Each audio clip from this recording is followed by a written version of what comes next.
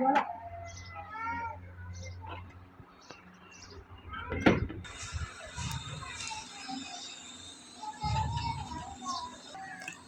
वालेकुम। मैं नज़ीरा बीबी बोलती पई हाँ, बेवा हो रहा था जिला पाक पता रमान अली।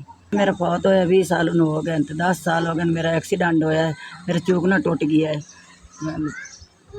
10 साल हो गए मैंने मंजी ते पई भी मेरा चूकना टुटा है। मेरे मल्ले वाले मेरा इलाज रोज़ी पानी दाने पक्का मेरे उही मेरे करदे पे। मेरे आदि नहीं पहुँचे, बेटे मेरे नहीं है, बेटियां तो मेरे साथ है। 2 मेरी बेटियां ने, एक बेटी की मैं शादी कर ली है, दूसरी बेटी की मैं दे रख दिते हैं। तो मेरी अगली बेटी मेरे महल्ले वाला साथ दिता है, उन्होंने शादी कर दी। दूसरी बेटी तो मेरा नहीं हो, मेरी पहुँच बनती बीमार मजदूर पई है। चुकने का मेरा मसला ना, काम मेहनत मजदूरी कोई नहीं कर सकनी। मारी बेटी दे रख दिते हैं, तो हम मैंने बड़ा परेशान कर दें, तंग कर दें भी सानू शादी कर दी। मेरी नहीं पहुँच, मैं कोई जे बांडे बर्तन या कोई बिस्तर कुछ लै लवां। मेरे चुकने का ऑपरेशन होया तो राड पाया होया, तो मैंने राड की बड़ी तकलीफ बड़ी ज़्यादा रही है।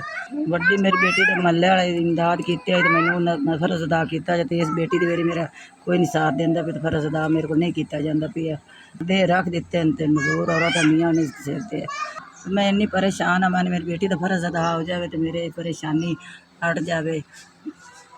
बेटी की मैंने बड़ी परेशानी, तो मैंने मेरा फर्ज अदा जल्दी, थोड़ी मेहरबानी बड़ी असी शुक्रिया अदा। SVS ਤੁਹਾਡੀ ਮਿਹਰਬਾਨੀ, ਤੁਹਾਡੀ ਤਰਫੋਂ ਮੈਨੂੰ 20,000 ਮਿਲ ਗਿਆ ਹੈ। ਅੱਲਾਹ ਪਾਕ ਤੁਹਾਨੂੰ ਗਣਾ ਦੇਵੇ। ਤੁਸੀਂ ਔਖੇ ਵੇਲੇ ਗਰੀਬਾਂ ਦੇ ਕੰਮ ਆਏ ਨੇ। ਮੈਂ ਬੇਟੀ ਦਾ ਸਮਾਨ ਇਹ ਲਵਣਾ ਹੈ, ਤੇ ਤੁਹਾਡੀ ਮਿਹਰਬਾਨੀ ਹੈ ਜੀ।